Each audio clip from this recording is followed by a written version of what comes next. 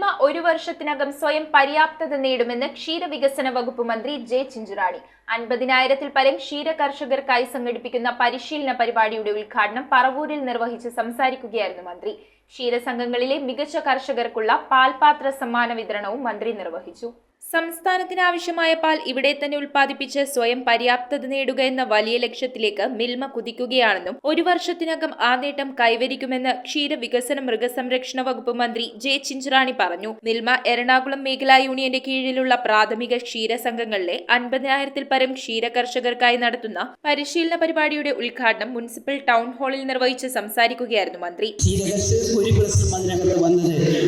ഞങ്ങൾ തന്നെ ഉത്പാദിപ്പിക്കപ്പെടുന്ന തീറ്റകളുണ്ട്. ആ തീറ്റ നിയമത്തിന്റെ പരിധിയിൽ കൊണ്ടുവരരുത് എന്ന് നമ്മുടെ പ്രിയപ്പെട്ട ക്ഷീര കർഷകർ പറഞ്ഞു. അത് ഞങ്ങൾ ഇന്ന് അംഗീകരിക്കപ്പെട്ടു കൊടുത്തു എന്നുള്ളത് യാഥാർത്ഥ്യമാണ്.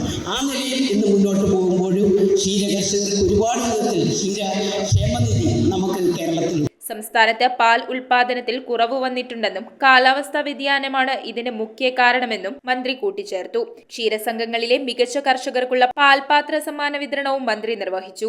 മിൽമ മേഖലാ ചെയർമാൻ MT ജയൻ യോഗത്തിൽ അധ്യക്ഷനായി.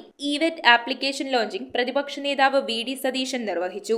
MP ഹൈബീഡൻ ചടങ്ങിൽ മുഖ്യാതിഥിയായി. അംഗങ്ങൾക്കുള്ള ഡിവിഡന്റ് അദ്ദേഹം വിതരണം ചെയ്തു. ക്ഷീരവികസന വകുപ്പ് ഡയറക്ടർ ആസിഫ് K. യൂസഫ്, നഗരസഭാ chairperson Beena Sasidharan, vice chairman MJ Raju, Milma മുൻ chairman John Theruvath, board member advocate Johnny Joseph എന്നിവർ സംസാരിച്ചു. വിവിധ ക്ഷീരസംഘം ഭാരവാഹികളും ഉദ്യോഗസ്ഥരും ചടങ്ങിൽ പങ്കെടുത്തു. News bureau, Paravur.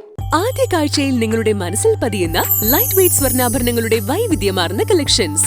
250 മില്ലി മുതലുള്ള കുട്ടിവളകൾ, 1.5 ഗ്രാമിൽ തുടങ്ങുന്ന മാലകൾ, 2 ഗ്രാം മുതലുള്ള വലിയ വളകൾ.